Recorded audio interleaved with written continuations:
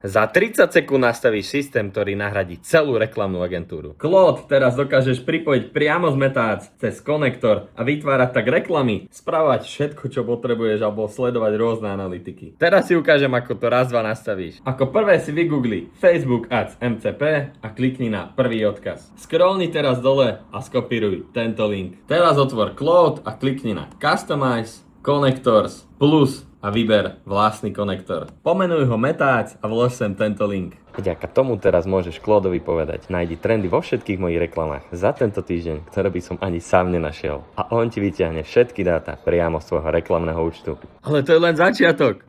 Sleduj toto. Potom pridaj Xfield MCP, nahraj fotku produktu a povieš mu: vytvor 5 statických reklám použitím Xfieldu a spusti z nich vysokokonverznú kampaň priamo v mojom Meta Ads účte. Xfield takto vytvorí brutálne reklamy a Claude ich nahrá priamo do tvojho Meta Ads účtu. Agentúry za to berú 1000 eur mesačne a ty to zvládneš nastaviť jednoducho a sám. Napíš Meta do komentára a pošlem ti celý návod.